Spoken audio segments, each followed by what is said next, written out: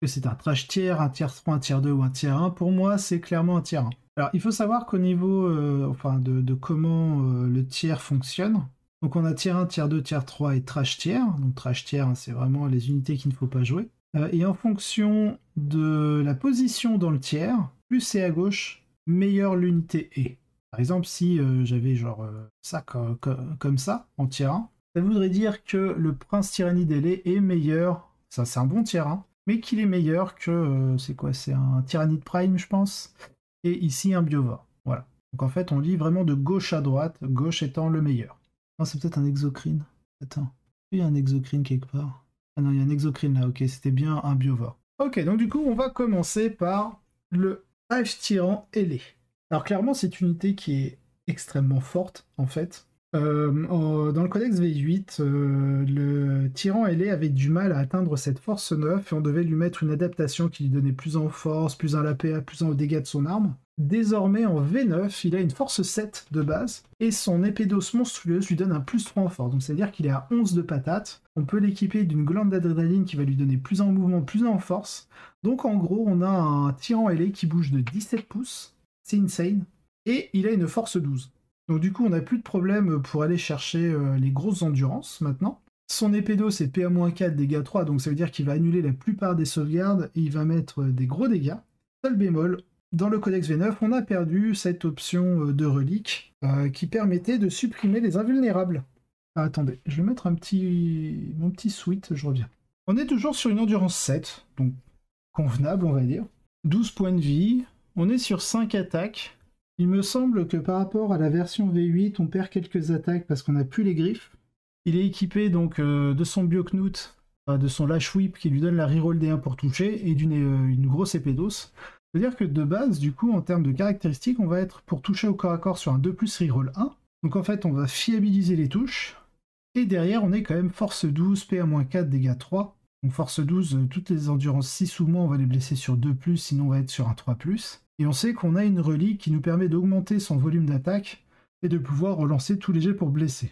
Donc clairement, le Hive Tyran ailé est extrêmement fort. N'oubliez pas, vous avez toujours le stratagème en V9 qui vous permet, à partir du moment où vous n'avez plus d'unité à portée d'engagement, de faire pour un point de commandement un mouvement normal. Mouvement normal, du coup, pour le Tyran ailé, c'est 17 pouces.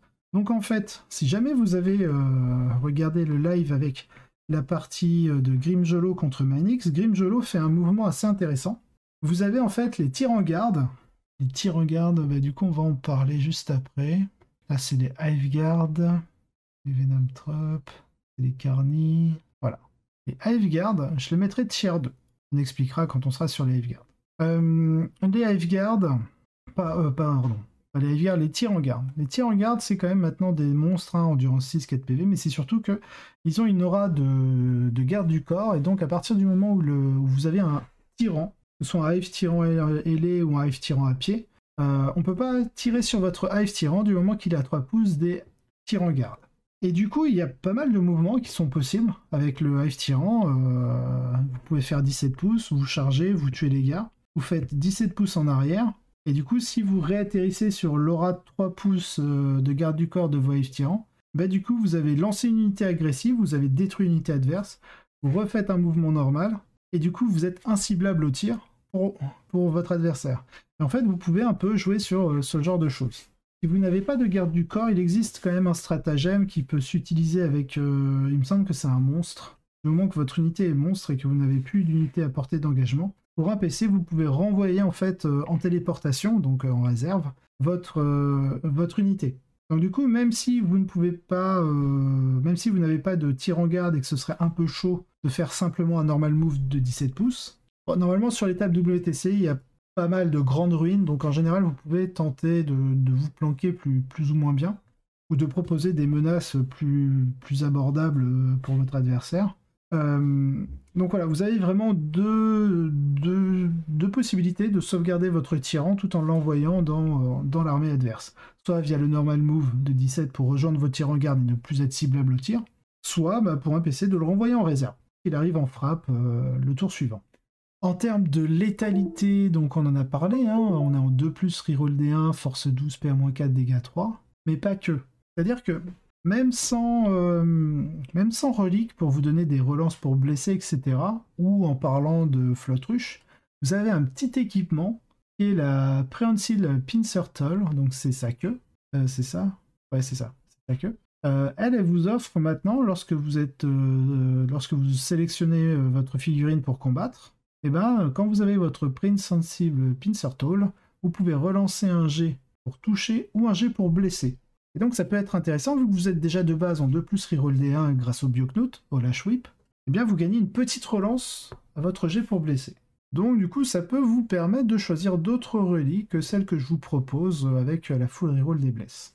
Donc clairement pour moi, le Windjet Dive Tyran, du fait de sa mobilité, sa fiabilité et sa létalité en mêlée, sa synergie avec les tirs en garde, là que je vais supprimer de la tier list pour l'instant, au moment. De ces différents stratagèmes qui peut lui permettre de bouger après avoir détruit une unité ou d'être mis en téléportation, bah beaucoup de plans différents pour pouvoir sauvegarder votre tyran ailé. À côté de ça, vous avez aussi une invulnérable à 4+, hein, donc vous avez une certaine résilience. En termes de trait de seigneur de guerre, vous avez la Feel No Pain à 5+, qui est très bien sur lui. Donc ça veut dire que vous êtes létal, vous pouvez jouer agressif, parce que vous êtes assez létal au corps à corps.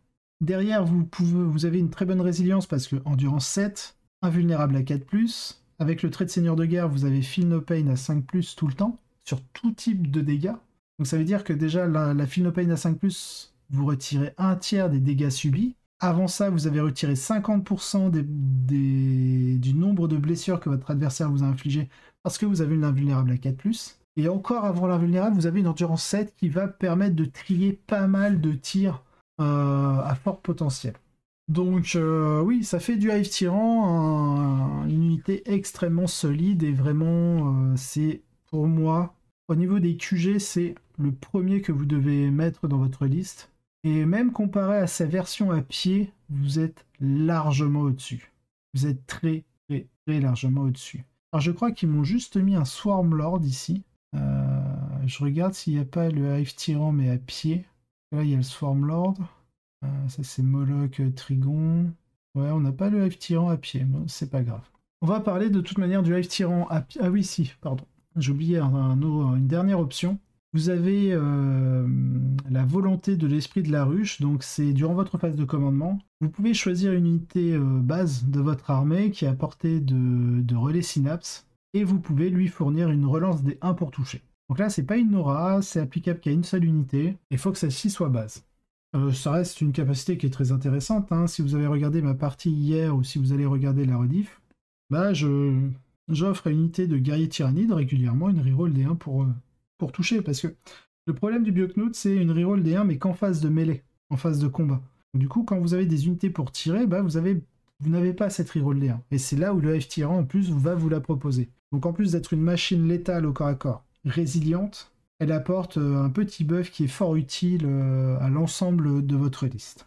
Bien entendu, c'est une unité qui est extrêmement puissante, donc c'est pas impossible que vous puissiez partir sur des listes d'armées de type double patrouille. Moi, à l'heure actuelle, je joue juste un bataillon, mais c'est pas impossible, comme Grimjolo, de partir sur 2 patrouilles avec 2 Hive Tyrans ailés. Et dans ce cas-là, si vous jouez 2 Hive Tyrans ailés, clairement, il vous faudra les tirs en garde.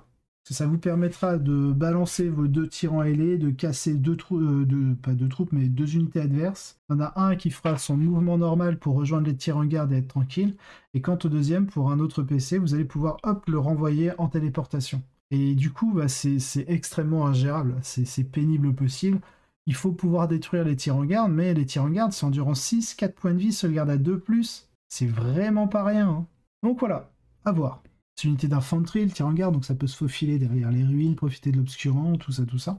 Donc vraiment, pour moi, l'unité phare du codex à l'heure actuelle, ça reste le Hive Tyran ailé. Maintenant, on va parler donc de sa version à pied, mais en même temps du Swarm Lord, du coup, que je mettrai d'abord tier 3. On verra plus tard avec les autres unités si on pourrait pas le monter tier 2. Parce que j'hésite vraiment entre tier 3 et le tier 2.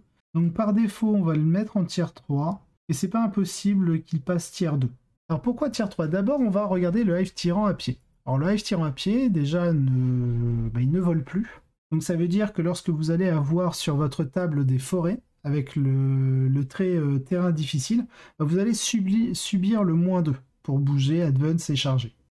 Bien sûr, vous avez une hyper-adaptation qui vous permet d'ignorer ces malus de terrain.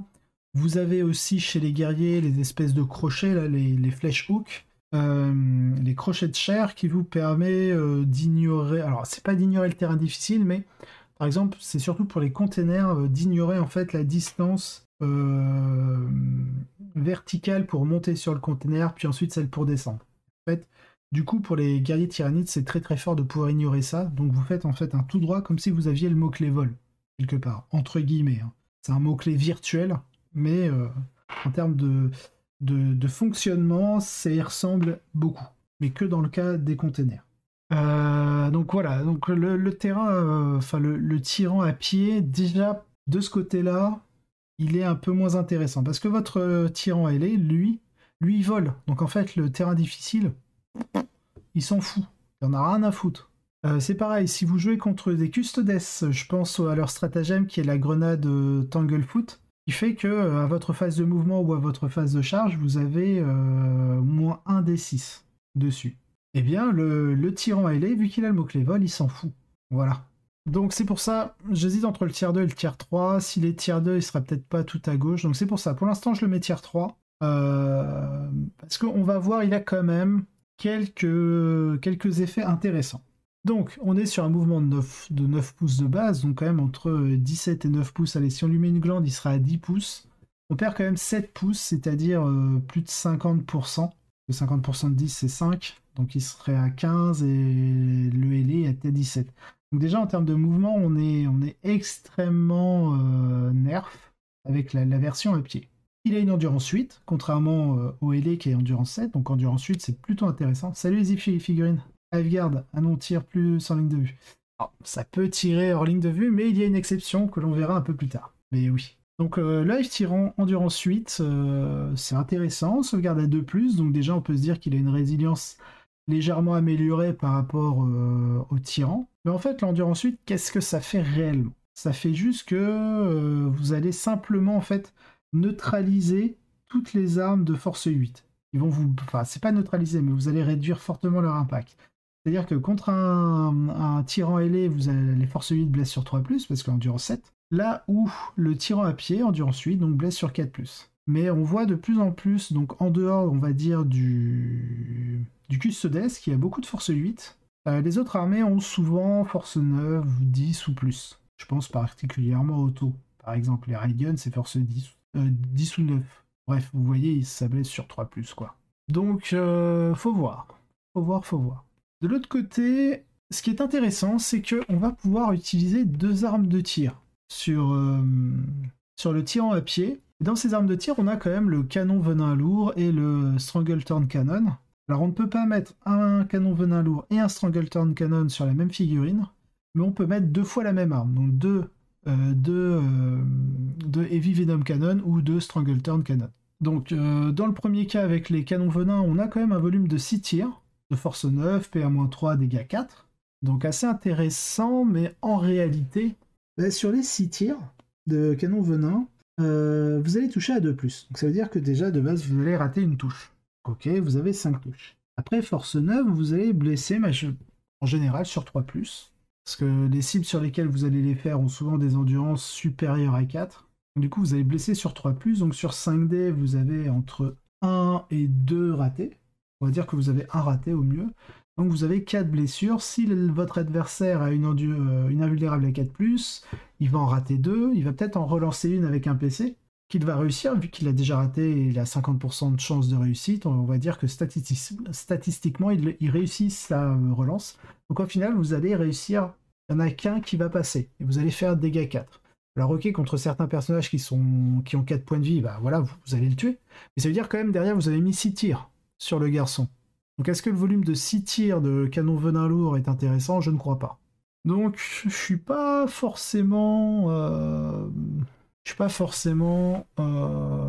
pour le double canon venin, mais par contre un peu plus pour le Strangleturn Cannon, où là, vu que vous en mettez 2, et le Strangleturn Cannon c'est lourde 1d3 plus 3, Donc c'est-à-dire que vu que vous en avez 2, c'est lourd de 2d3 plus 6. Donc vous avez quand même une moyenne de 10 tirs. Et là déjà, on peut cibler un peu tout et n'importe quoi. C'est une arme blast, donc en fonction de votre cible, vous allez réussir à proc à plus ou moins de touches.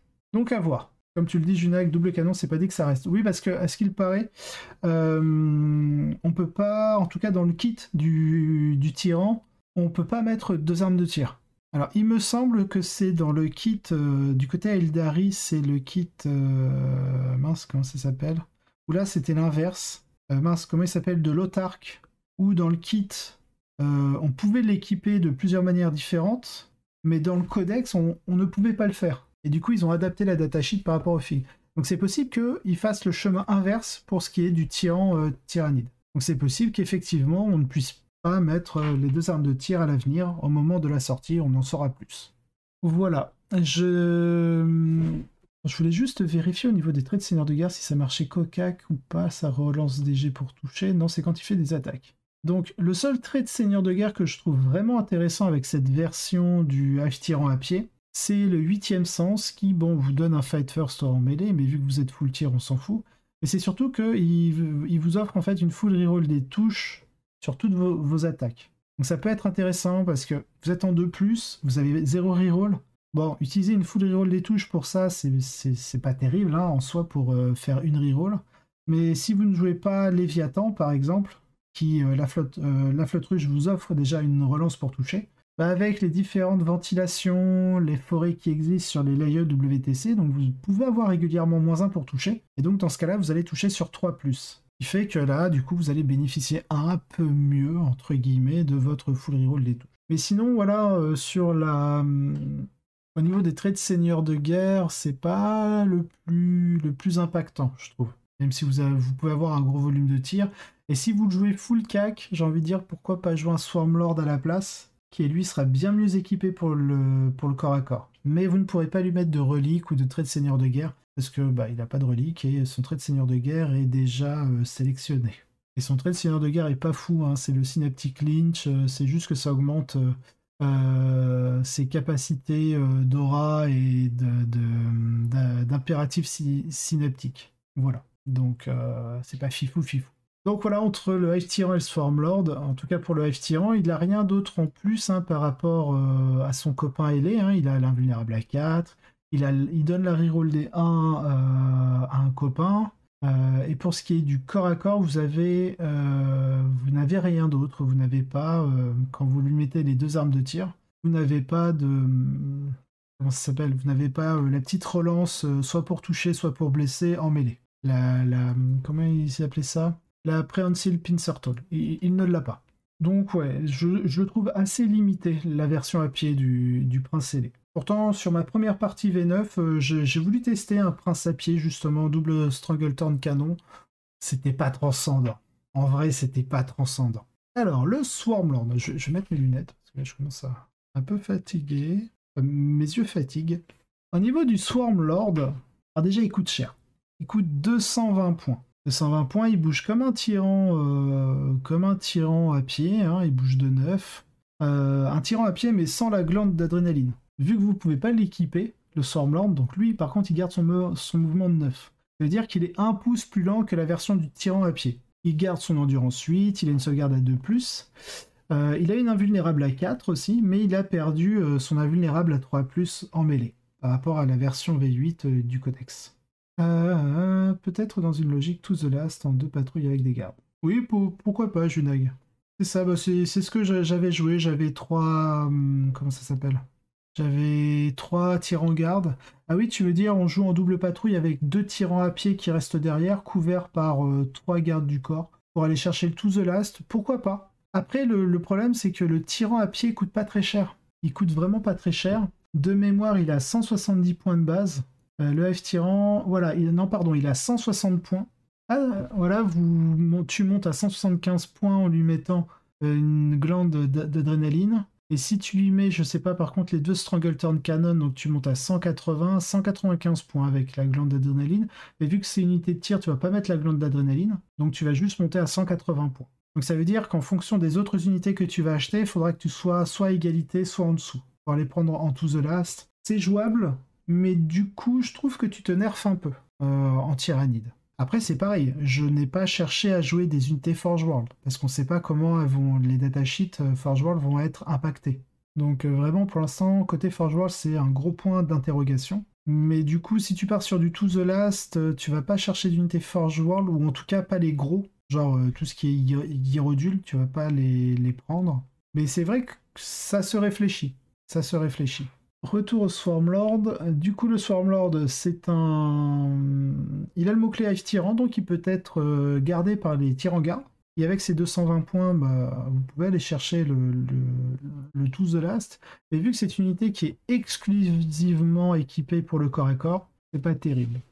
Autre chose aussi qui est moins intéressant qu'un Hive Tyrant ailé en termes de létalité au corps à corps. Alors 7, il a 9 attaques de base, ce qui est énorme. 9 attaques de base, c'est très solide. Mais il n'a pas de reroll D1 pour toucher. Il peut seulement se mettre en phase de commandement une full reroll des touches. Une full reroll des touches, quand on touche à 2+, c'est un peu gâché, je trouve. À moins qu'il ait vraiment 0 unité à cibler. Il est force 9 avec son arme de corps à corps. Bon, il est PA-4, dégâts 3, hein, comme le tyran ailé, enfin, comme les épées d'os des tyrans. Mais il est que force +1. Ce qui fait qu'il monte qu'à force 9. Force 9, bah, ça veut dire que tout ce qui est endurance 5 et plus, il va blesser sur 3+. Là où la version du prince tyrannide ailé, on voit qu'il monte à force 12. Non, non, non, la full reroll des touches, c'est, en tout cas, c'est écrit durant votre phase de commandement, sélectionnez une unité. Ah si, pardon, c'est corps. J'avais pas lu le corps. Non, il peut même pas se donner la full reroll à lui-même. J'ai cru que c'était corps et caractère, mais pas du tout, c'est que corps. Et bah, il l'a dans l'os, donc c'est pour ça, tier 3, c'est pas mal. Je le mets pas trash tier, parce qu'il a quand même des capacités. Il a une capacité justement en phase de commandement où il peut donner à une unité corps le super OP. Et donc ça, quand on commence à avoir des carnifex ou des trucs comme ça super OP, ça peut devenir assez pénible pour l'adversaire. Mais on se rend compte que la létalité au corps à corps, bah, il est moins létal qu'un Hive Tyrant ailé. Parce que le Hive Tyrant ailé, on peut le customiser dans le sens où il peut avoir un trait de seigneur de guerre et une relique. Là où le Swarmlord, bah, vous n'avez pas le choix du trait de seigneur de guerre et vous ne pouvez pas lui mettre de relique. Du coup, ça devient un buffer parce que vu qu'il est à pied, il se déplace moins bien, il se déplace que de 9, hein, il n'a pas de glande d'adrénaline. Il sera impacté par les malus de mouvement à cause des terrains difficiles. Enfin, voilà, il accumule pas mal de choses et son ancien invulnérable à 3+ au corps à corps, c'est juste un espèce de gantelet helix des infiltrators. C'est la première sauvegarde qu'il rate. Alors, il peut le faire une fois par tour. Et la première sauvegarde qu'il rate au corps à corps, en fait, il réduit les dégâts à 0. Donc si votre adversaire vous attaque d'abord avec des dégâts 1, bah, vous êtes là en mode ouais, ok, bah, ton dégât 1, je le réduis à 0. Et après, il va vous mettre les grosses patates de marteau de dégâts 3. Et vous êtes là en mode bah, en fait, j'ai le même encaissement qu'un prince tyrannide à pied, mais en moins bien. Parce que je peux pas tirer, je bouge moins vite. Voilà, voilà. Donc vraiment, le Swarmlord, eh ben, il a été très très joué en V8. Il a été très très fort en Crusher Stampede. Je pense qu'il a le droit à sa retraite. Hein, beaucoup de nos politiques veulent une retraite à 65 ans. Le Swarmlord a été joué, on va dire fluffiquement parlant, pendant des milliers d'années. Je pense qu'il a le droit à sa retraite. Donc c'est pour ça, pour l'instant, je positionne le Hive Tyrant à pied et le Swarmlord au même niveau, tier 3. On verra s'il y a des unités qui sont pires que lui, que l'on mettrait tier 3 et lui on l'augmenterait peut-être en tier 2, mais on ne le mettrait pas à gauche, plus vers la droite. Le Broodlord. Le Broodlord. Alors, pour moi, c'est un tier 2. Pourquoi c'est un tier 2 ? Bon, déjà, il bouge de 8, de base. Bon, vous pouvez pas du tout l'équiper, donc il bouge que de 8, hein, il n'aura pas de glande d'adrénaline, etc. Il a des stats, on va dire, de guerrier, dans le sens où il a force 5, endurance 5. Bon, après, il a quand même 7 points de vie, 6 attaques. Il a une invue à 4, donc c'est plutôt bon quand on voit sa sauvegarde d'armure de 4+. Donc l'invue à 4 qui se généralise hein, sur les persos qui sont dédiés au CAC. Au corps à corps, donc il envoie 6 attaques. Bon, il est force 5, PA-3, dégâts 2. Mais à chaque fois qu'il fait une attaque avec son arme, vous pouvez relancer les jets pour blesser. Donc ça, par contre, c'est très bien. Vous avez une full reroll des blesses. Et sur un jet non modifié de 6, vous passez votre PA-3 à PA-5. Bon, ça, c'est moins important. Mais du fait que vous avez une full reroll des blesses, bah, ça peut vous permettre de fiabiliser pas mal de choses, au final. Derrière, on a quoi ? On a une invue à 4. Ok. Durant le déploiement, il peut être infiltré sur le champ de bataille tout en restant à 9 pouces de la zone de déploiement et de toute figurine ennemie. Donc on gagne une infiltration, donc potentiellement on peut gagner, on peut jouer sur un jeu d'infiltration via des Gene Stealers, etc. Mais on verra, hein, les Gene Stealers, je pense que le Broodlord est même plus intéressant que des Gene Stealers. Parce que les Gene Stealers Tyrannides sont bien moins forts que les Gene Stealers du culte Gene Stealers. Les Gene Stealers sont invulnérables à 4+, tout le temps. Les Gene Stealers sont invulnérables à 5+, contre les tirs, mais à 4+, au corps à corps. Voilà. Sinon, je crois que c'est la même barre de stats.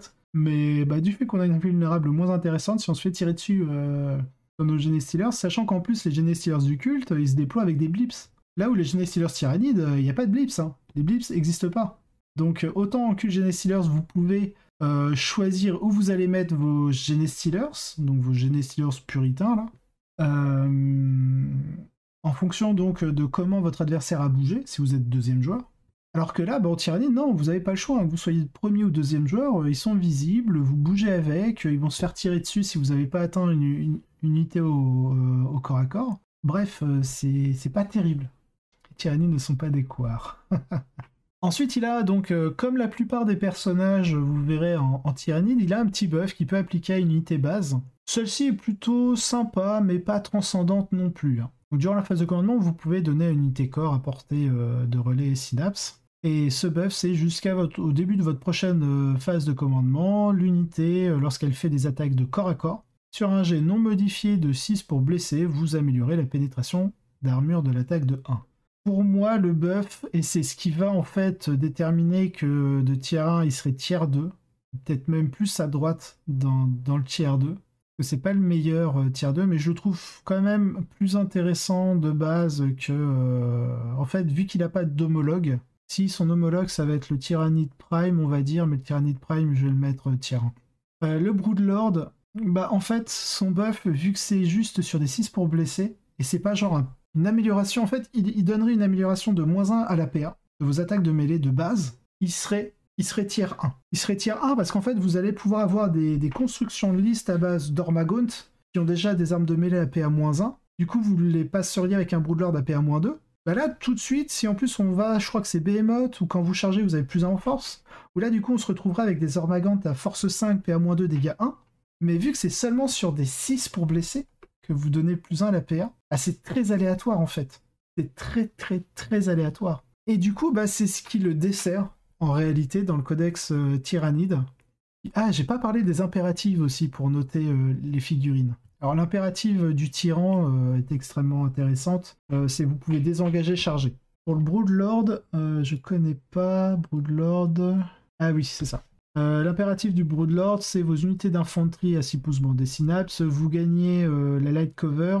Et si jamais vous êtes dans un... Enfin, si jamais vous bénéficiez déjà de la light cover, vous bénéficiez du couvert lourd.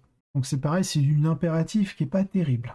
Couvert lourd, c'est que vous avez plus 1 à la sauvegarde, même en phase de mêlée. Donc voilà, donc un buff qui est assez aléatoire, une impératif qui est pas ouf, bah ça dessert beaucoup le personnage. Après, en réalité, plus je me questionne, non là, plus j'y réfléchis, plus je me dis que si le F-Tyran est tier 3, je le mettrais plutôt tier 3. Le F-Tyran a quand même une impérative qui est plus intéressante. F-Tyran Swarmlord. Hein. Je parle du F-Tyran à pied et du Swarmlord. Ils sont quand même un peu plus létaux. Donc on va peut-être plutôt le mettre comme ça. Tier 2, si je devais mettre lui tier 2, donc c'est le F-Tyran qui serait tier 2 et le Broodlord tier 3. Et vraiment, son buff et son impératif sont nuls. Ouais, on va plutôt le faire comme ça. Bon, vous voyez, hein, ça peut changer au fur et à mesure qu'on avance dans le codex. Le neurotrope. Alors clairement, le neurotrope, t'es où? Ça, c'est le zootrope. Neurotrope. Neurotrope, pour moi. Alors, le Broodlord est pas cher pour l'interrogation psy. Ah oui, tu me donnes un argument pour inverser, là. Je sais pas combien il coûte le Broodlord. Alors, on regarde les points, parce qu'il faut aussi prendre en compte les points, quand même. Je vous l'accorde. Broodlord, 120 points. Ah, c'est cher quand même. Pour 40 points, allez, pour 60 points de plus, vous avez... Ah ouais, non, 80, non, 60 points de plus, vous avez un F-Tyran à pied. Et pour 100 points de plus, vous avez un Swarmlord. Ouais, il est vraiment pas cher. Il est vraiment pas cher. Donc est-ce qu'on le mettrait pas tier 2, mais devant devant le Hive Tyran pour son coup. Parce que en vrai, pour l'interrogation mentale, les zoanthropes sont bien aussi, hein. Ou le neurotrope, enfin, à partir du moment où vous jouez un Malceptor, en fait, les actions psychiques, c'est pas inintéressant. Non, les zoanthropes, ils peuvent lancer qu'un seul pouvoir, donc c'est un peu relou de faire l'action psy dessus. Ok, allez, on va dire pour interrogation mentale, on va le mettre tier 2 parce que c'est chiant de balancer du psy avec le H-Tyran ou le Stormlord parce qu'ils peuvent en lancer deux. Et le Broodlord, il peut en lancer combien? Il peut en lancer deux aussi, je pense, non? Broodlord. Non, il peut en lancer qu'un et deny une fois. Donc oui, ok, d'accord. L'argumentation de l'interrogation psy est intéressante pour le Broodlord. Ouais. Alors justement, le plus un hit, je vais en parler, Junag, mais surtout avec le Tyrannid Prime. Parce que après ma partie hier, j'ai réfléchi avec mon Tyrannid Prime que j'avais stuffé vraiment pour le corps à corps, et au final, il m'a jamais été utile au corps à corps. Il a passé son tour à tirer, il a buffé. Et donc du coup, justement, le plus un hit, je le mettrai plus sur le Tyrannid Prime. Alors donc, le Neurotrope. Le Neurotrope, alors déjà, tout ce qui est zoanthrope et neurotrope, les deux sont en compétition, tu trouves? Alors, quand j'en serai au Tyrannid Prime, juste après le neurotrope, on va en parler, justement. Je pense que ça va dépendre de ta liste. Si tu ne joues pas de guerrier tyrannide ou trop peu, comme la liste de Grimjolo durant le stream, là, qui sera bientôt disponible du coup sur YouTube, effectivement, tu peux plutôt prendre un Broodlord qu'un Tyrannid Prime. Mais ma liste jouant 3 unités de 5 guerriers tyrannides, je pense que le Tyrannid Prime est bien plus intéressant que le Broodlord, mais le Tyrannid Prime, je crois pas qu'il soit psycheur. Non, ouais, voilà, il est pas du tout psycheur. Donc oui. Mais voilà, je suis d'accord pour mettre quand même le Broodlord tier 2, pas forcément tier 1. Mais je suis d'accord que ça se discute entre les deux. Ça se discute. Je pense que sur un build avec pas mal de guerriers tyrannides, genre si tu pars sur un bataillon avec des guerriers tyrannides, le Prime sera largement meilleur. Mais c'est vrai que pour aller chercher l'interrogation mentale, quand tu veux pas utiliser de neurotrope ou de tyran pour faire l'interrogation mentale, le Broodlord peut être bien. Donc pour l'instant, je le mettrai tier 2, puis on en discutera juste après le neurotrope, quand on sera sur le Tyrannid Prime. Du coup, c'est vrai que, par justesse, je mettrai peut-être le Tyrannid Prime tier 2, mais à gauche du Broodlord, parce que les deux sont vraiment en compétition. Ou alors même lui, je le mets tier 3, puis on discutera du Tyrannid Prime et du Broodlord. Enfin bref. Voilà. Écoute, pour l'instant, on reste comme ça. Mais oui, j'entends tes arguments, Junag. Alors, le neurotrope, pour moi, il est tier 1, clairement. Pourquoi il est tier 1? Bon, alors déjà, vous allez voir, mais tout ce qui est zoanthrope et neurotrope ont été buffés au niveau de leur barre de profil, de leurs caractéristiques. Parce qu'on est sur une force 5, endurance 5, 6 points de vie, 2 d'attaque, commande 10. C'est le seul du codex, en tout cas à l'heure actuelle, qui a gardé son invulnérable à 3+, et une invulnérable à 3+, ça tank plutôt très très bien. Donc ça veut dire que c'est pas un personnage qui va forcément se faire déjà avoir facilement au tir, parce que vu que vous êtes personnage, vous allez être sujet à la tension messire, donc vous allez le protéger avec des unités. Et si une unité arrive sur un petit coup de bluff à pouvoir mettre quelques attaques de mêlée sur votre neurotrope, vous pouvez quand même tanker, parce que vous avez de 1 une endurance 5, donc tout ce qui est force 4 type griffe éclair, ça va vous blesser sur du 5+, même si c'est full reroll, c'est quand même du 5+. Et derrière, vous allez tanker à la 3+, et vous avez gagné un point de vie supplémentaire. Donc c'est plutôt correct. Derrière, alors c'est pareil, tiens, ça c'est quelque chose que je n'ai pas fait, mais... oui, mais en même temps, il m'avait séché mes 2 autres. Mais vous avez toujours cette capacité à pouvoir régénérer en fait des points de vie, 3 maximum par phase. Donc lorsque votre neurotrope ou un zoanthrope à 12 pouces du neurotrope fait des blessures mortelles à une unité ennemie, vous allez, pour chaque blessure mortelle infligée, vous régénérer d'un point de vie. Et sachant que même les zoanthropes ont gagné leur un point de vie de plus, cette règle devient un peu plus intéressante pour améliorer la résilience. Enfin, là, c'est pas la résilience, c'est plutôt la sustain. La sustain, c'est votre capacité à vous régénérer pour durer dans la partie. Là où la résilience, c'est plutôt la résistance aux attaques directes que vous allez recevoir. La sustain, c'est vraiment, vous allez encaisser les dégâts, les supporter, pour ensuite vous régénérer, alors que la résilience, c'est plutôt sur votre capacité à empêcher à votre figurine de subir des dégâts. Donc voilà, c'est deux principes assez différents, mais qui se rapportent bien sûr à la résilience sur le temps de votre figurine. Donc, Spirit Leash, intéressant, très, très bien. Vous êtes Psychic Node, donc déjà vous avez +1 à vos tests psychiques, donc très très bon aussi. Et vous avez le Warp Siphon. Et ça, le Warp Siphon, c'est très très fort. D'ailleurs, vous avez un trait de seigneur de guerre, ça va marcher avec tous les QG qui sont capables de buffer comme ça des unités corps, vous allez pouvoir le faire 2 fois au lieu d'une. Et de base, en fait, le Warp Siphon, bah, vous allez pouvoir lancer, en fait, quand vous le mettez sur une unité, donc c'est forcément une unité psychique, donc ça peut marcher sur lui-même, sur des zoanthropes, sur vos QG, parce que c'est pas Psyker Core, hein, c'est Psyker, point. Donc Malceptor, Hive Tyran, Zoanthrope, Tervigon, je crois que ça peut faire un pouvoir psy, enfin bref, vous avez... À partir du moment où vous êtes Psyker, que vous pouvez lancer des pouvoirs psy, bah c'est ultra intéressant d'avoir un dé supplémentaire. Et particulièrement avec le Malceptor, et je vous expliquer pourquoi quand on sera sur le Malceptor. Alors le Malceptor, je pense que si je n'étais pas objectif, je le mettrais tiers 1, mais je pense que ça reste une bonne unité tiers 2, presque tiers 1. Mais bon, on en parlera un peu plus tard du Malceptor, restons sur le Neurotrope. Bah du coup, avec le Neurotrope, vous allez réellement pouvoir fiabiliser votre phase psy et envoyer pas mal de mortels. Parce que rien que les zoanthropes, pour chaque zoanthrope que vous avez déjà dans votre unité, vous allez avoir +1 sur votre test psychique, et vous allez infliger une mortelle lorsque vous lancez un sort de Witchfire ou le Smite. Donc ça veut dire qu'une petite unité de 3 zoanthropes, bah déjà vous avez +3 à votre test psychique, vous infligez 3 blessures mortelles supplémentaires, et en plus si vous lancez un D6 supplémentaire, donc 3D par exemple pour faire un Smite, bah vous retirez, alors vous ajoutez un dé, mais à la lors de votre test psy, vous allez devoir retirer un dé 3D, donc en général le plus bas. Donc en fait, ça va augmenter vraiment vos chances de réussite de faire des smites critiques même. Donc de balancer un smite qui va faire 1 dé 6 blessures mortelles plus 3, au lieu du 1 dé 3 plus 3 classique. Mais déjà rien que 1 dé 3 plus 3, c'est fort. Ça vous fait en moyenne 5, et si vous faites votre critique, bah vous êtes sur un smite à 1d6 plus 3, donc une moyenne de 6 ou 7. Mes potes crient à l'unité cheaté dès que je joue des oiseaux. Tu m'étonnes. Allez, les zoanthropes sont vraiment devenus très bons, et particulièrement leur impérative. En tout cas, l'impérative du neurotrope est aussi très intéressante. L'impérative du neurotrope, donc ça veut dire que toutes vos unités à 6 pouces des créatures synapses et les créatures synapses elles-mêmes vont avoir +1 sur leur test psychique. Donc ça veut dire que votre neurotrope sera à +2 sur son test psy. Vos zoanthropes, si c'est une unité de 3, bah +4.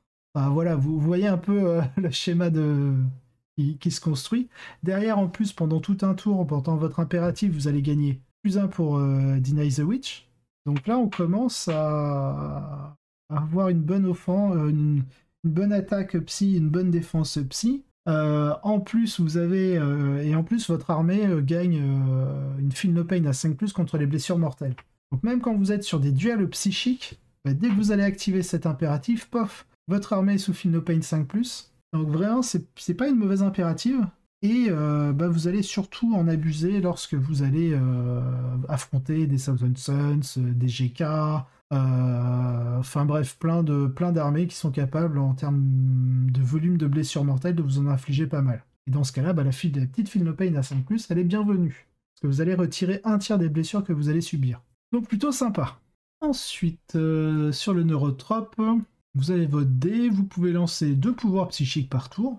Et vous avez la Hornet Cheating. Ah oui, la Hornet Cheating, c'est un stratagème qui vous permet d'infliger des mortels si jamais c'est vous qui chargez. Donc vous pouvez clairement faire des blagues avec le neurotrope. Vous pouvez clairement faire des blagues.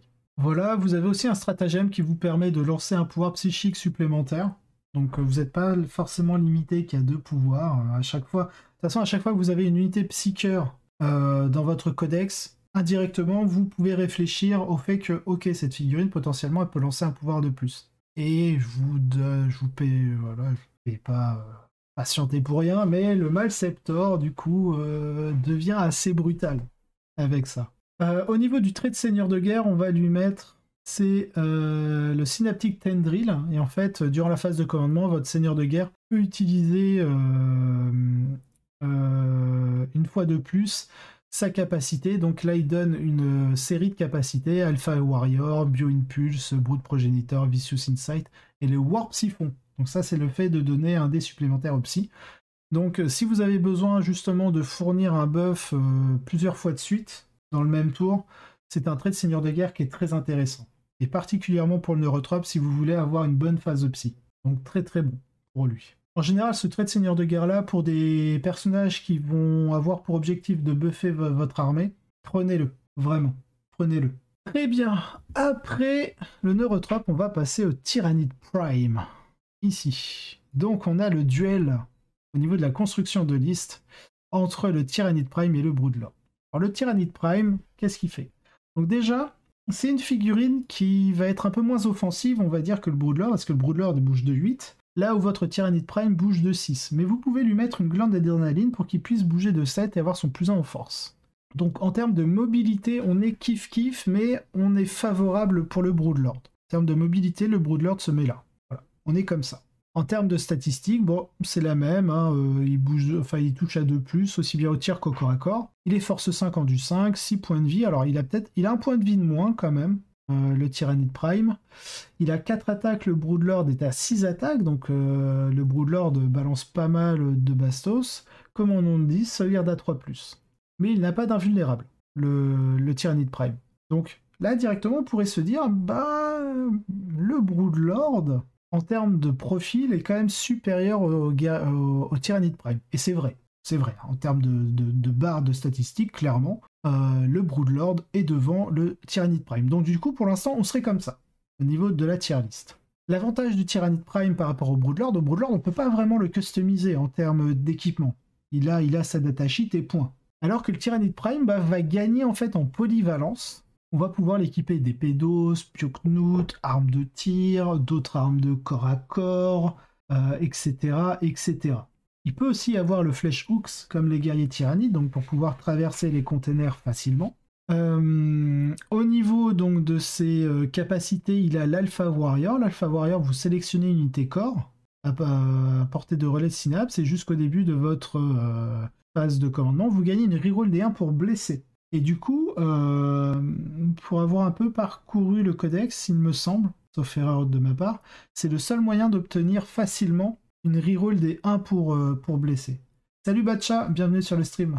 Pour Hornet Cheating, le strat ne fonctionne que sur les monstres. Alors, il me semble que sur les monstres, tu infliges D3+3. Je vais aller te dire ça tout de suite. Il me semble que c'est juste D3 sur les non-monstres. Où est-ce que ça va être? Non, c'est pas ça. Alors, Cheating Horn, c'est encore après, je crois.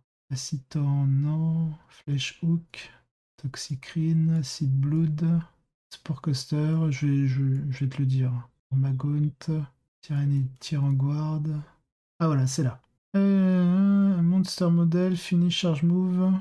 Monster Model Hornet, Keyword, Hornet 2+, 3, 5+, use that monster model does not have the Hornet.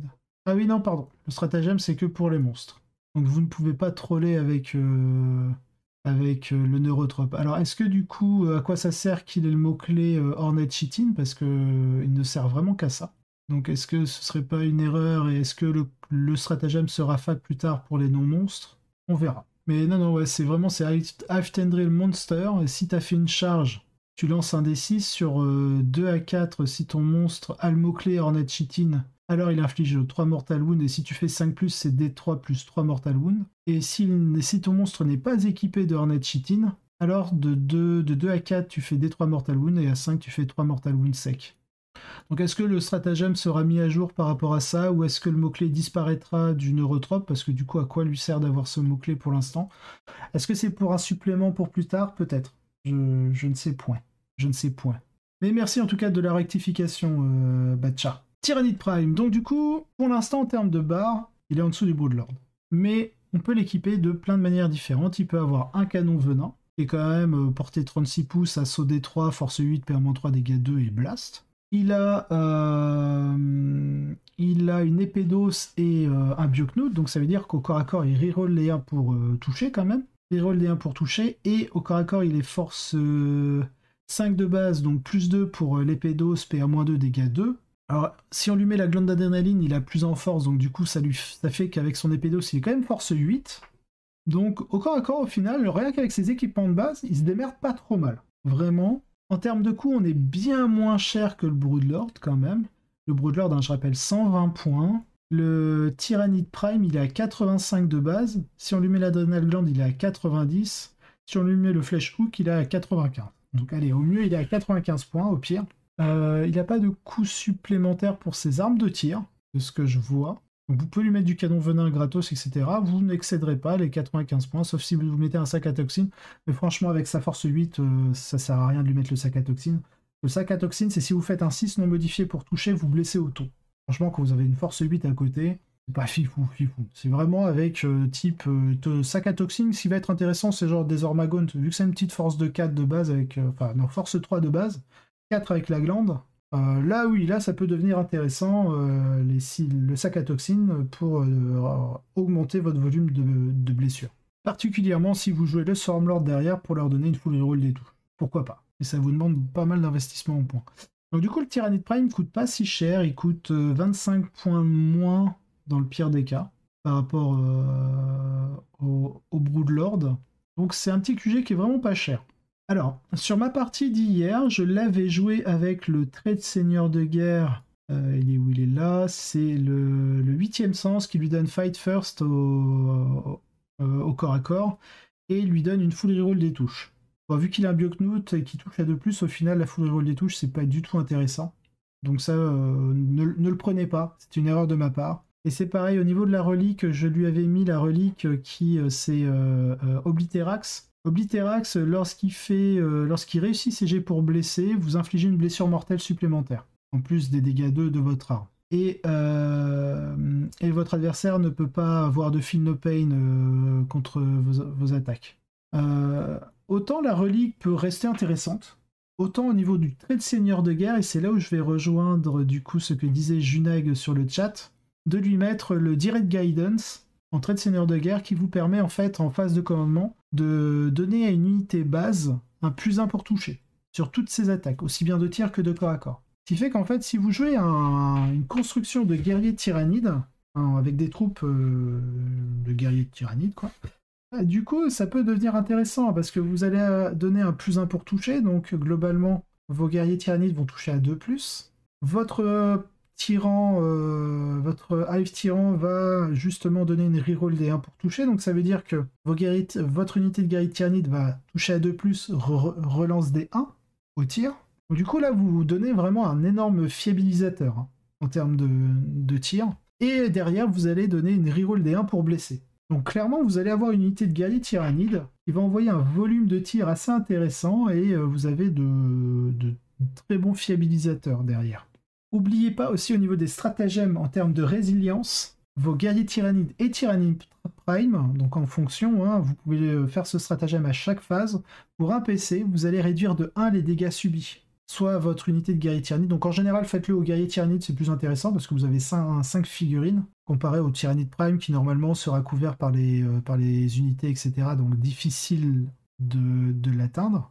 Mais du coup, par rapport au Broodlord, je trouve plus intéressant de fournir Direct Guidance pour le +1 pour toucher et la reroll des 1 pour blesser. Là où votre Broodlord va vous donner, bon, si vous jouez Direct Guidance, le +1 pour toucher, mais il va juste vous donner une fiabilisation de vos attaques de mêlée au niveau de la PA si vous faites des 6 pour blesser. Donc là où le Broodlord va être intéressant, c'est si vous ne jouez pas une liste avec beaucoup de guerriers tyrannides, mais plutôt des Genestealers, des Ormagaunt, des trucs comme ça, où là effectivement le Broodlord sera bien meilleur, parce qu'il s'infiltre, il peut accompagner vos Genestealers. Il donne un bonus à la PA, il donne un bonus pour toucher grâce au trait, il full reroll CG pour blesser. Donc là on commence petit à petit à avoir une mécanique assez agressive en fait avec le Broodlord. Donc clairement, si vous voulez un QG qui est très agressif, vous allez plutôt partir sur le Broodlord. Mais en général, le QG agressif, on va peut-être chercher le Hive Tyran ailé, mais le Hive Tyran ailé, vu qu'il a 12 points de vie, il va pouvoir être ciblable. Là où le Broodlord, bah justement, il a moins de 9 PV, enfin il a 9 PV ou moins, donc vous allez pouvoir le protéger des tirs adverses, donc vous allez pouvoir l'amener plus facilement au corps à corps parce qu'il s'infiltre. Donc clairement, je pense que le Broodlord, dans un build de Genestealers, sera parfait parce que les Genestealers s'infiltrent. Ou alors, si vous partez sur une armée où vous allez prendre l'hyperadaptation qui vous permet de faire un pré-move de 6 pouces avec vos Ormagaunt, le Broodlord peut être ultra intéressant avec les Ormagaunt parce que les Ormagaunt envoient une chier d'attaque, comme c'est pas permis. Là où le Tyrannid Prime sera plutôt un buffer. Il va donner une reroll des 1 pour blesser, son +1 pour toucher, il peut avoir une arme de tir. Donc moi, en général, je lui mets un canon venin. Donc du coup, vous allez pouvoir avoir un des 3 tirs assez intéressante, force 8, PA-3, dégâts 2. Donc vraiment, vous allez pouvoir avoir une petite unité qui buff, qui est très polyvalente, qui est correcte au corps à corps. Bon, il est moins fort, entre guillemets, que le Broodlord, parce que le Broodlord, il tabasse assez fort, avec une grosse PA aussi. Il fait les mêmes dégâts, il a une meilleure PA, mais il a une moins bonne force. Mais il relance tous ses jets pour blesser. Donc, vraiment, je pense que c'est 2 QG qui se valent, mais qui vont réellement dépendre de la construction de votre liste. Genre, clairement. Donc ouais, peut-être tier 2 les deux. Est-ce que l'un passe devant l'autre? Pour moi, ils sont vraiment égaux. Donc je vais plutôt mettre, bon, pour le côté non objectif. Tu dois nous laisser. À plus, Junag. Passe une bonne journée. Donc, vraiment pour moi, les deux sont bons. Salut Grémio, bienvenue sur le stream. Et merci pour le follow. Donc, d'ailleurs, j'ai pas entendu l'alerte. Vous avez dû l'entendre, mais vu que mon casque s'est éteint, je ne l'ai point entendu. Merci Grémio d'avoir follow la chaîne. Donc vraiment, ces 2 unités, ça va vraiment dépendre en fait de l'orientation de votre liste. Si vous jouez agressif, bah, je vous encourage à prendre un Broodlord, clairement. Pour avoir un petit QG, voilà, il peut lancer un pouvoir, donc il est sujet à l'interrogation mentale, etc. etc. De rien, Grémio. Tant mieux, si je peux apporter tout ça à la communauté, c'est avec plaisir.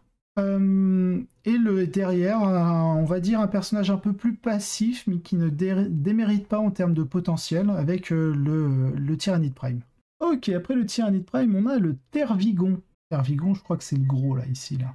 Tervigon, je pense que je vais le mettre tier 3, parce qu'en fait, il n'y a qu'un seul build qui le rend intéressant. Alors, bon, de manière générale, le Tervigon, c'est quand même endurance 8, donc c'est pas une mauvaise endurance. 17 points de vie, donc faut y aller pour le tuer. Et il a une sauvegarde à 2+. Donc clairement, en termes de caractéristiques, on a un personnage tyrannide qui est plutôt solide. Alors, il a 17 points de vie, donc il n'est pas du tout sujet à l'attention messire, avec une exception, attention. Le Tervigon peut profiter en fait de l'attention messire s'il a... Alors attendez, je crois que c'est 12 ou 15 figurines. Wall of Flesh, Termagant Unit, un pouce of this model, contain 15 ou plus modèles. Voilà, donc en gros, voilà, on peut pas le cibler s'il a au moins une unité à 1 pouce du Tervigon qui est Termagant. Et c'est que les Termagant. C'est-à-dire que si vous jouez des Ormagant, et là on a pu voir qu'avec le Broodlord, etc., bah, les Ormagant sont assez intéressants en termes de construction. Là, non, on est vraiment sur un build de Termagant, donc va falloir en jouer beaucoup, parce que vous pouvez protéger votre Tervigon seulement si vous avez 15 figurines ou plus à 1 pouce, enfin pas 15 figurines ou plus à 1 pouce, mais une unité de 15 Termagant ou plus à 1 pouce du Tervigon. Sachant que les Termagant, c'est pas très solide, hein. C'est 1 point de vie, endurance 3, et il me semble que c'est une sauvegarde à 5 de base. Termagant, ouais c'est ça, 5 de base. Bah, voilà, à coup de bolter, ça part très très vite, hein, les Termagant. Donc, est-ce qu'on va orienter un build plutôt vers Léviathan pour avoir la mini transhumane à 3+? Est-ce que ça va nous obliger à claquer, à jouer Léviathan pour leur pouvoir psychique qui permet de mettre une doctrine impérative sur une unité? Et dans ce cas-là, on va aller chercher l'impératif des zoanthropes pour donner une invulnérable à 5+. Dans ce cas-là, on peut se retrouver avec des Termagant transhumane à 3+, et invulnérable 5+. Bah, ça change pas trop le fait que ça va se faire saturer à coup de bolter. Et bah, les sauvegardes à 5+, 5 x 3, 15. Ouais, pour en perdre 5, va falloir un volume de 6, 7, 8, 9. Si vous prenez 9 blessures, non 9 et 3, 12. Si vous prenez 12 blessures, vous perdez 6 gaunt. Et du coup, vous n'êtes plus sujet au Locatser. Donc voilà, c'est assez difficile à mettre en place. Même si derrière, le Tervigon, une fois par bataille gratuitement, sans point de renfort, peut faire pop une unité de 10 Termagant. Et vu que c'est une unité de 10, bah, vous ne pouvez pas vous protéger. Et vous avez quand même une capacité, une fois par tour, il me semble... Attendez, je regarde la datasheet hein, pour être sûr. Vous pouvez faire repop, ouais c'est ça. Durant notre phase de commandement, on sélectionne une unité de Termagant à 6 pouces et on peut remettre en jeu 2 D6 figurines détruites. Mais on ne peut pas dépasser le maximum initial de l'unité. Donc ce qui fait que, ouais, c'est bien d'en faire repop, mais vu que vous ne le faites pas pendant le tour adverse, bah, si votre adversaire vous détruit d'abord les gaunes pour ensuite tirer sur votre Tervigon, voilà, donc il faut vraiment jouer beaucoup de Termagant, je dirais un minimum de 3 unités de 20. Je crois que c'est par 20 maintenant que vous pouvez les mettre, ou par 30. Par 30. Ouais, peut-être 2 unités de 30 ou 3 unités de 20 à la rigueur. On est quand même sur du Termagant, il me semble c'est 8 points pièce. Termagant, non pardon, c'est 7 points pièce. 7 points pièce, le dévoreur coûte 1 point quand même. Ils sont équipés comment de base? Termagant, ils ont le Flash Borer, et si vous mettez le Termagant, ouais, bah non, vous les laissez en Flash Borer, vous êtes force 5 PA-1, alors qu'après c'est des assauts 2, force 3 PA0, c'est nul. Et ça vaut 1 point ça? Bah non, en fait, vous laissez le Flash Borer à force 5 PA-1 dégâts 1, donc vous coûtez 7 points. Si vous voulez mettre une glande d'adrénaline pour aller chercher le mouvement 7, mais c'est pas forcément viable. Ouais, non, vous les prenez tout nus en fait, hein. Comme ça vous êtes à 70 points les 10.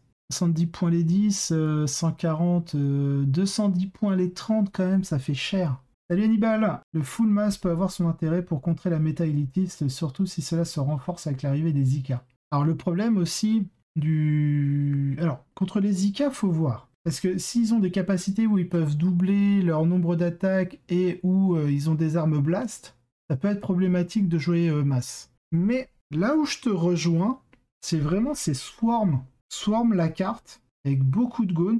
Je sais pas, je pense que si vous partez sur de la masse, vous allez jouer peut-être deux Tervigon. C'est pas unique, hein, le Tervigon. Vous pouvez en jouer plusieurs. Ouais, non, c'est pas une figurine unique. Donc, vous pouvez en jouer 2. Si vous en jouez 2, bah, vous pouvez faire pop 20 Therma une fois par bataille. Vous allez pouvoir en régénérer 4d6 au global. Donc, mais vraiment, le Tervigon, je pense que clairement, ça ne s'adapte qu'à ce genre de liste d'armées. Je le vois pas dans une liste polyvalente, clairement. Contre les IK spécifiquement, mais surtout pour contrer les listes qui veulent gérer l'IK. Oui, c'est ça. Je te rejoins, Hannibal. Bon, pour le jeu d'équipe, alors. Pour le jeu d'équipe, ça va dépendre. Si vous voulez une liste d'F1 qui rapporte quand même un peu de points, si dans la construction d'une liste avec Tervigon et Termagant, vous êtes capable de mettre de base un certain nombre de points sans prendre en compte la liste adverse, un peu à la manière du culte Genestealers qui peut jouer tout seul et faire ses points, y assurer un certain nombre de points, ça peut être une liste de def 1. Ouais, un coup de fuseur dans un gaunt, effectivement, Hannibal, c'est pas terrible. Surtout que t'en tues un, mais derrière t'en as deux D6 qui reviennent, va falloir y aller, hein. Oui, non, mais je pense que dans un format d'équipe, c'est une liste qui peut être intéressante, si elle est capable de scorer. Je dois avouer que je me suis pas intéressé à ce genre de liste. Après, ça peut bloquer à l'heure actuelle. Non, ça peut même pas bloquer. Si, ça peut ralentir le Custodes. Le Custodes a quand même un kata qui lui donne, je crois, c'est plus 1 d'attaque, mais toutes tes armes passent à dégâts 1. Donc autant dire que des armes à dégâts 3 ou 2 contre des gaunts, n'est-ce pas? Ça peut ralentir le Custodes. Vous jouez avec le pré-move en hyper adaptation. Vous pouvez engluer le Custodes. Sachant que si sur ces motos il joue pas de Bolter Hurricane, coup de Salvo Lancer dans les Thermagons, ça peut l'emmerder. Si joue la Vexilla qui donne plus une attaque, combiné au kata qui donne plus une attaque, plus les attaques de Misericordia, le problème c'est que le Custodes peut combiner un bon volume d'attaque au corps à corps. Et du coup, il peut un peu... Enfin, j'estime qu'il pourrait s'en sortir. Donc, à voir. À voir, mais oui, si jamais l'IK et le RK deviennent méta, et il va falloir forcément construire des listes qui puissent gérer l'IK, dans ce cas-là, la liste Tervigon-Termagon peut être réfléchie dans un format d'équipe. Mais de manière générale, voilà, en dehors de cette exception de liste, le Tervigon, il apporte rien. Il apporte vraiment rien. Je sais même pas s'il apporte un buff Brute Progency. Si, il apporte un buff, mais qu'au Termagant, en phase de commandement. Il donne plus 1 pour toucher. Donc c'est bien, hein, mais dans une liste Termagant, en fait. C'est pas avec une petite unité de 10 Termagant que vous allez faire la différence, quoi. Donc il faut vraiment insister sur le Termagant. Après, au niveau des flottes ruches, je sais pas laquelle serait la plus intéressante. Parce que vous avez... Non, c'est pas le Behemoth, c'est le Kraken, je crois. Ouais, le Kraken, vous pouvez auto-advance de 8 pouces avec vos Termagants. Le Gorgon, il fait quoi? Attends, each time an attack is made. Notation, ok. Je pense que ça peut être joué en Gorgone. Parce qu'il n'y a pas écrit mêlée attaque, il y a juste écrit attaque, ce qui fait que vos petits pétoirs. Ah bah là, du coup, vous allez passer sur l'assaut 3, force 3, PA0. Du coup, vu que vous blessez sur un 4+ non modifié, sauf si vous ciblez des véhicules et des unités titaniques, vous allez blesser sur 4+. Hein. C'est each time an attack is made. Donc c'est pas ranged attack ou que mêlée attaque, c'est toutes les attaques. Ouais, il y a peut-être des builds en Gorgon qui peut être assez drôle. Avec le stratagème, le Therma Force 6 qui touche à +1 en full relance, ça peut faire des blagues. Ça peut faire des blagues, mais voilà, c'est vraiment des builds qui sont très spécifiques, qui sont pas du tout polyvalents. Et c'est pour ça que le Tervigon, bah, en dehors de ce genre de liste, il n'est pas vraiment jouable. Donc c'est pour ça que je le mettrais plutôt tier 3. Je le mettrais peut-être même... Je mettrais devant le Broodlord et Swarmlord, enfin pas le Broodlord et... devant le Swarmlord et le tyran à pied, parce que du coup, bah, vu que vous allez mettre 2 Tervigons minimum, si ce n'est pas 3, 2, bah derrière vous allez soit jouer un Swarmlord pour avoir la full reroll des touches sur l'unité base, ou je ne sais quoi d'autre, ou peut-être ouais, un Tyrannid Prime pour la relance des 1, ou un Neurotrope pour fiabiliser la phase de psy. Donc c'est même pas sûr que vous jouiez un Hive Tyran à pied ou un Swarmlord dans la liste. Peut-être fin de tier 2, sinon c'est pas fou.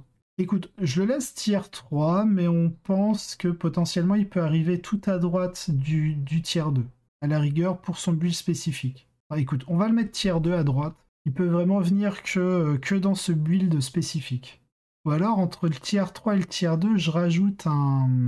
Ah, comment je peux ajouter un tiers Share template, alignment chart. Ah non, reviens. Ouf. Comment je peux ajouter un tiers? Clear row, add row below. Above. Mince. Above, c'est au-dessus. Voilà, nice. On va mettre un tiers ici entre le tiers 2 et le tiers 3. Liste spécifique. Et donc, je pense qu'on va le mettre là. Et on va voir si on a d'autres QG. En tiers 3, c'est les deux, parce que j'ai pas de tyran à pied dans les images. Il y avait que le tyran ailé. Ouais, c'est ça. Et pas du tout. Donc c'est pour ça je mets tyran à pied et le Swarmlord. Clairement, le Swarmlord est très mauvais maintenant. En dehors d'une full reroll des touches qu'il peut donner et un super OP sur l'unité, c'est pas non plus transcendant. Et le Hive Tyran à pied par rapport au Hive Tyran ailé, enfin, il y a no match. Enfin voilà, toi limite dans la liste spécifique, je préfère avoir un Swarmlord pour donner une full reroll des touches à un pack de 30 Thermagant qu'un Hive Tyran. Et c'est mouvé à pied le Hive Tyran, même avec les tyrans garde. En fait, tu peux tenter une stratégie, je crois que c'est Junag qui disait ça. Tu peux tenter une stratégie avec 2 patrouilles où tu joues 2 Hive Tyrans à pied, où tu prends 3 tyrans garde pour les sauvegarder, et en fait tu vas maximiser un max de points sur tes Hive Tyrans pour que ce soit les unités les plus chères de ta liste. Et dans ce cas-là, tu peux jouer avec le secondaire To the Last. To the Last qui te permet de sauvegarder au moins 10 points avec tes deux Hive Tyrans de tir. Mais c'est pareil, c'est ce que je disais, si vous mettez 2 canons venin à pied, sur le Hive Tyran à pied, ça vous fait 6 tirs, vous touchez à 2+, si vous n'avez pas de reroll comme la reroll du Léviathan, vous allez rater un dé, donc vous allez avoir 5 touches. Pour blesser force 9, on va dire, vous n'allez pas cibler des endurance 4 avec ça, donc vous allez toucher souvent sur 3+, donc là vous allez perdre encore un dé, vous allez avoir 4 blessures réussies. Si l'adversaire est invulnérable à 4+, il va en réussir 2. Il va peut-être utiliser un PC pour relancer un dé qu'il a raté. En termes de stats, il est censé le réussir. Ce qui fait que vous allez infliger qu'une blessure de dégâts 4. C'est pas fou. Et si vous jouez le Strangleton Canon, si vous jouez contre une armée qui fait -1 dégâts, votre dégât 2 devient dégât 1 et c'est moins impactant, même si par contre le volume de tir peut doubler par rapport au canon venin. C'est dans ce sens-là où en fait le Hive Tyran à pied en full tir est pas très intéressant, peu impactant, d'après moi. Mais au moins il bouge mieux que le Swarmlord, parce que vous pouvez mettre une glande d'adrénaline sur votre tyran à pied, comme ça il bouge de 10, et alors que votre Swarmlord, il bouge que de 9. Il a un trait de seigneur de guerre qui est vraiment très nul, là où au moins le tyran à pied... Donc en fait là il faut imaginer un tyran à pied à gauche et un Swarmlord à droite, presque. Voilà. Donc oui, tier 3, moi je mets le tyran à pied vraiment tier 3. Ensuite, donc, après le Tervigon, on a le Trigon Prime. Alors, le Trigon Prime, parlons-en. Ça, c'est le Moloch, ça, c'est le Trigon. Est-ce qu'il y a un autre Trigon pour le Trigon Prime ou pas? C'est embêtant qu'il n'y ait pas toutes les unités sur celui-là. Ah, il n'y a pas d'autres Trigons. Bon, Trigon Prime. Le problème du Trigon Prime, c'est qu'il a 14 points de vie. Donc il n'est pas sujet au Lookout. Mais le Trigon Prime a un bon mouvement. Il bouge de 10 de base. Si vous lui mettez la glande, du coup il bouge de 11. Donc c'est pas mauvais. Si jamais des unités adverses viennent le chercher au CAC, vous leur infligez un -1 pour toucher. Et il a un buff en phase de commandement. Il peut donner à une unité base à portée, à portée de votre relais synaptique un +1 au jet d'advance et un +1 à votre jet de charge. Donc avec un build Ormagaunt ou Genestealer, ça peut être bien. Voire même guerrier tyrannide, +1 à l'advance. Quand vous avez le pouvoir psychique déferlante qui vous permet de charger après avoir advance, voilà, il y a des moves qui peuvent être possibles. Ou vos Ormagaunt, quand vous utilisez un PC, ils peuvent advance forcément de 6 et pouvoir charger derrière. Sachant qu'ils bougent de 10 avec la glande, ils vont bouger de 11 plus l'advance de 6, donc vous allez faire 17 pouces. Derrière, vous allez pouvoir charger. Si vous avez +1, ça peut être intéressant. Ah oui, sachant que vous avez +1 à l'advance roll, donc en fait, avec le stratagème, c'est limite si vous ne pouvez pas advance de 7 de base. Donc vous faites 18 pouces plus une charge à +1. Enfin voilà, il y a des builds en fait qui peuvent être très très bons par rapport à ça. Bon, il a 12 attaques de profil, il touche à 3+. Vu que c'est un personnage, on peut lui mettre le trait de seigneur de guerre qui lui permet la full reroll des touches, comme ça il est en 3+, full reroll, et vu qu'il est dégressif, alors il fight first et il full reroll des touches. Et vu qu'il est en dégressif, une fois qu'il est dégressif, il touche à 4+, donc la full reroll devient toujours très intéressante. Et lorsqu'il est sur son dernier palier à 5+, il devient aussi très intéressant. Et du coup, on pourrait réfléchir à lui mettre en relique l'Obliterax, qui lui permet, lorsqu'il blesse avec son arme, d'infliger une blessure mortelle. Et vu qu'il a 12 attaques, c'est pas inintéressant. Vous pouvez envoyer un bon volume de mortel, sachant qu'il est force 7 de base, force 8 avec la glande. Sur ses attaques, il est PA-3, dégâts 2.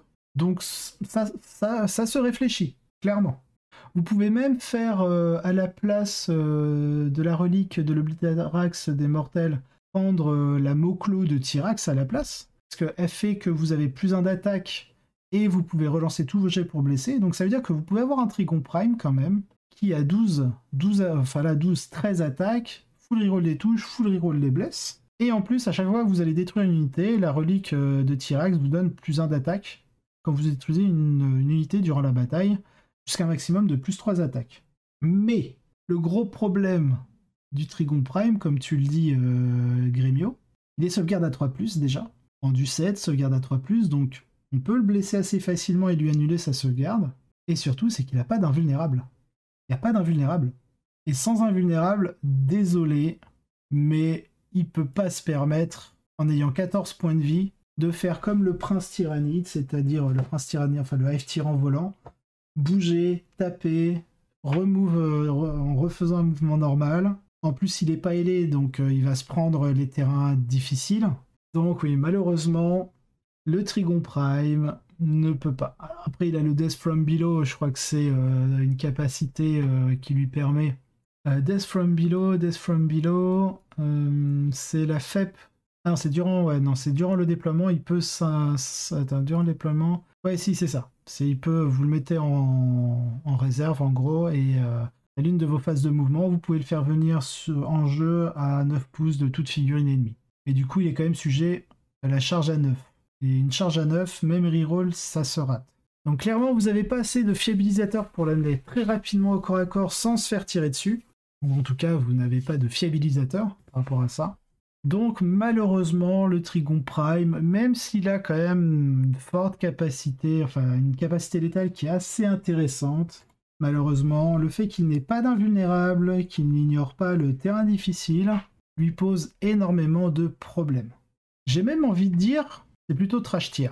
Parce que même le Swarmlord a une invulnérable, ouais, +3 avec la Flottruche, le Lictor, mais il meurt vite derrière. C'est ça. En fait, le fait qu'il n'ait pas d'invulnérable, je trouve que même le Swarmlord est plus intéressant. Pour moi, le Swarmlord, il a l'invulnérable des F-Tyrans, c'est-à-dire une 4+. Il a une enduit 8, une sauvegarde à 2 de base. Donc déjà, rien qu'en termes de stat bar, il est plus intéressant en termes de résilience. Le Swarmlord fait 3 attaques de moins, mais au moins il fait de vraies patates, de force 9, PA-4, dégâts 3. On est quand même supérieur au Trigon qui fait PA-3, dégâts 2. Ouais, invu et écrantable, c'est ça avec les tirs en garde. Donc clairement, désolé pour le Trigon et le Trigon, enfin pour le Trigon Prime. Pour le Trigon, ça va être la même chose, c'est un trash tier aussi, parce que le Trigon, il n'est pas Synapse. Là où au moins le Trigon Prime est Synapse, quoi. Donc le Trigon, pas Synapse, on va être globalement sur le même volume d'attaque à peu près. Enfin voilà, on est à peu près sur le même dosage, et malheureusement, si la version améliorée du Trigon est trash tier, le Trigon sera trash tier. Et je te rejoins, Grémio, c'est dommage, parce que la figurine est vraiment très belle. Et vu que l'armée tyrannide que je vais faire, c'est l'armée qui va me remettre à la peinture, parce que clairement, peindre des grosses figurines comme ça, j'adore. Et le Trigon, bah, ça fait partie de ces grosses figurines que tu as envie de peindre. Ah oui, c'est vrai que le Trigon peut avoir l'infus à 4+, via les améliorations d'unités, enfin les améliorations de monstres. En fait, tous vos monstres, vous pouvez les améliorer, mais pas les monstres personnages. Donc ça veut dire que votre Trigon peut avoir l'invue à 4+, et pas votre Trigon Prime. Ça veut dire que dans le trash tier, vous avez d'abord le Trigon, et ensuite le Trigon Prime. Il n'est pas dégueu, mais si tu veux, pour l'instant, par rapport à ce qu'on a fait ici, le Trigon est pas fou. En fait, on a tellement mieux à faire. Parce qu'en fait, si vous n'êtes pas Synapse, ça veut dire que vous êtes obligé de rester à côté de vos créatures Synapse si vous voulez avoir accès à vos impératives. Et si t'as pas d'impérative, t'es plutôt fragile. Alors, après le Trigon Prime, on a le Old One Eyes. On a le Vieux Borgne. Et le Vieux Borgne, je le mettrai tier 2. Tier 2, mais à droite. Ça va dépendre aussi de votre type de construction de liste. Dans votre construction de liste, en fait, si vous partez sur un bataillon, vous ne pourrez avoir qu'un seul Hive Tyran, qui soit ailé ou à pied. Alors que si vous partez sur 2 patrouilles, là, vous allez pouvoir avoir 2 tyrans. Et en fait, je pense qu'à partir du moment où vous partez sur un bataillon, donc où vous ne pouvez avoir qu'un seul Hive Tyran, vous pouvez vous permettre de jouer le Vieux Borgne. Parce que le Vieux Borgne, mine de rien, bon, il bouge de 8, donc il est aussi rapide qu'un Broodlord. On est d'accord. Attention, il n'est pas Synapse, donc par rapport à un Broodlord. Donc ça veut dire que les impératifs, s'il n'est pas à côté des Synapses, il n'y aura pas accès. En termes d'armes, en termes de létalité au corps à corps, on est un peu dommage parce qu'en fait, il a les armes de Carnifex, et donc, comme le disait Aimé sur la review Tyrannie de Creative Wargame, le problème du Vieux Borgne, c'est qu'en fait, toutes ces armes, qui sont les mêmes que celles du Carnifex, grosso merdo, il a un dégât de moins. C'est-à-dire qu'il a les Monstrous Crushing Claw, il fait pas D3 plus 3 en dégâts, il fait D3 plus 2. Et ces Monstrous Sicing Talon, au lieu de faire dégâts 3 flat, il fait dégâts 2. Donc on voit bien quand même que le Vieux Borgne a une petite lacune par rapport à ça. Mais il va se rattraper sur pas mal de choses. Il va se rattraper premièrement sur le fait qu'il est Alpha Leader, et du coup il va pouvoir donner un +1 pour toucher à une unité de Carnifex, enfin à une figurine Carnifex qui a 9 pouces de lui. Donc ça c'est plutôt intéressant sur une construction avec peut-être 3 Carnifex en soutien. Donc comme ça vous allez pouvoir avoir un Carnifex, s'il a un canon venin lourd, il va toucher, si vous lui avez mis le sens amélioré, où il touche à 3, où il a une capacité de tir à 3+, là vous allez pouvoir toucher à 2+. Sachant que c'est cumulable, enfin c'est pas cumulable, mais vous pouvez le cumuler au CAC, parce que c'est vos attaques, vous avez +1 pour toucher. Donc au tir comme au corps à corps, vous avez votre +1. Donc vous allez pouvoir toucher à 2+, avec un Carnifex aussi bien au tir qu'au corps à corps. Parce que maintenant les Carnifex touchent à 3+, en combat, et non plus à 4. Comme n'importe quel Carnifex, il prend -1 dégâts, et son trait de seigneur de guerre de base au Vieux Borgne, et je vous encourage à le prendre, c'est la Feel No Pain à 5+. Donc ça veut dire vous avez quand même un personnage qui endurance 7, 9 points de vie, sauvegarde à 2+ de base, -1 dégâts, Feel No Pain à 5, et en plus attention, c'est un personnage à 9 points de vie au moins, donc du coup vous pouvez l'écranter avec l'attention messire. Donc ça veut dire qu'on va pas pouvoir lui tirer dessus facilement. Quand il va arriver au corps à corps, même s'il fait des dégâts moindres, on va dire, par rapport aux armes des Carnifex, vous allez voir qu'il envoie beaucoup d'attaques. Il envoie vraiment beaucoup d'attaques. Et même s'il a un petit nerf au niveau de ses dégâts, c'est quand même un monstre au corps à corps. Donc c'est pour ça, moi je le trouve très viable. Et en plus, la figurine, je l'adore. J'adore la figurine du Vieux Borgne. Même si c'est un Carnifex standard, en fait, sa tête je la trouve ultra intéressante, là, c'est cette espèce de grosse blessure qui est là. Enfin, bref, c'est une figurine que j'affectionne. Sur ma première liste Tyrannide, je l'ai joué et franchement, j'ai pas été mécontent de lui. Ouais, ah, tu as encore le vieux V3, je l'ai aussi. Et je pense que lorsque je vais monter mon armée, quand je vais m'attaquer au vieux Borg, je vais faire un mix entre les bits métal V3, parce qu'en V3 il était en métal, hein, avec les nouveaux bits. Parce que je m'amuse un peu à faire ça, c'est avec mes Space Wolf où j'avais depuis la V2 les vieux corps de Space Marine, Space Wolf métal, avec les nouveaux kits plastiques. Et franchement, ça donne des positions assez marrantes, assez stylées. Et donc avec le vieux Borg, je me suis dit, c'est pareil, mon Bjorn main terrible, j'ai fait un mix entre l'ancien kit de Bjorn V2 en métal et le nouveau kit des Dreadnought Space Wolf. Et c'est pareil, ça lui donne une bonne gueule. Enfin, j'ai même utilisé la bannière du Dreadnought Vénérable Forge World, pour vous dire, du Dreadnought Vénérable Space Wolf. Et du coup, je pense qu'avec le vieux Borg, faire un mix des deux, ça peut être sympa. En tout cas, voilà, il est plutôt résilient. Au corps à corps, c'est une brute quand même, hein, parce qu'il touche à 2+, il a 6 attaques de base, mais quand vous chargez, vous gagnez D3 plus une attaque. Donc ça veut dire qu'au minimum, vous êtes à 8 attaques de monstrueuse Crushing Claw qui l'amène quand même à force 10, PA-3, dégâts D3 plus 2.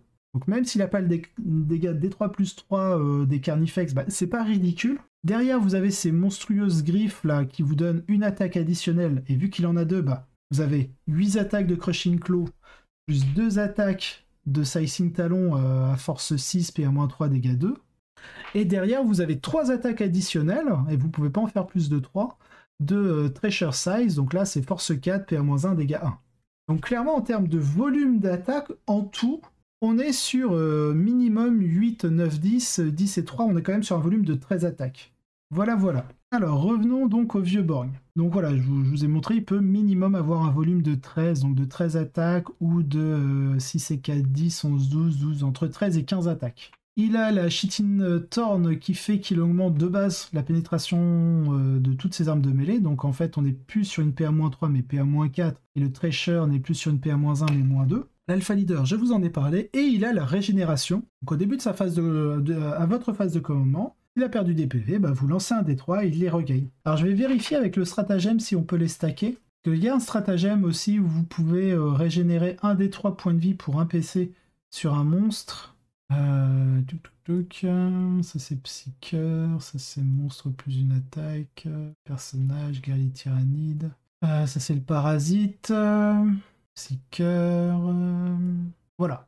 Rapide régénération. Use this stratagem in your command phase. Vous sélectionnez une figurine Hive Tendril. Non, c'est même pas que monstre. Donc c'est Hive Tendril et ce modèle se régénère de 1 des 3 PV perdus et chaque modèle ne peut être régénéré qu'une fois par tour. Donc du coup, ça ne fonctionnerait pas. Ça ne devrait pas fonctionner avec le vieux Borg. Je suis pas un arbitre fake, donc je suis pas un arbitre WTC ni fake. Est-ce qu'on peut combiner les deux? Peut-être, mais je ne pense pas, parce que le stratagème spécifie bien qu'on ne peut pas être régénéré plus d'une fois. Et vu qu'il a déjà la régénération, voilà, each model can be only regenerated une fois par tour. Donc du coup, non, on peut pas stacker le stratagème avec la régénération de points de vie du vieux Borg. Mais en tout cas, de base, gratuitement, vous gagnez une régène de 1 des 3 PV et c'est pas du tout ridicule. Ce qui fait qu'en fait, si vous jouez un bataillon, pour avoir, du coup, vous allez avoir qu'un seul Hive Tyran dans votre détachement. Donc du coup, en fait, le vieux Borg peut être utilisé comme un pseudo deuxième Hive Tyran, en tout cas une deuxième menace de corps à corps assez intéressante. Hein. Pour être joué, donc c'est pour ça, il n'a pas besoin d'être dans une liste spécifique pour être utilisé, donc il est meilleur que le Tervigon. Il balance plus d'attaques avec une meilleure force que le Hive Tyran. Il peut même aller avec ses Crushing Claw à plus de 3 dégâts. Enfin, il fait minimum 3 dégâts, il est entre 3 et 5 dégâts. Donc c'est plus intéressant que l'arme de mêlée du Swarmlord. Il peut buffer vos Carnifex qui deviennent des unités très intéressantes. Alors ok, il n'a pas d'endurance 8, il a endurance 7, mais il a aussi une sauvegarde à 2+, mais il fait moins 1 dégât. Si vous lui donnez son trait de seigneur de guerre, bah, il a Feel No Pain à 5+, enfin, il se régénère. Donc ouais, il est viable, il est vraiment viable. Hein. Il est pas ridicule, il a le même coût qu'un Swarmlord, il est à 220 points. Donc par contre, par rapport à un Hive Tyran à pied, il est assez cher. faut l'avouer, hein, il a quoi? Il a une trentaine de points de plus, entre 25 et 30 points de plus. Donc oui, si, il a un certain coût, par contre. Donc c'est pour ça que je le mets tier 2 et plutôt à droite. Par rapport au Tyrannid Prime et au Broodlord, je le trouve plus intéressant qu'un Tervigon, qu'un Swarmlord Wave Tyran à pied et qu'un Tervigon. Mais parce que le Tervigon, il est vraiment dans une liste, il est vraiment dans une niche spécifique.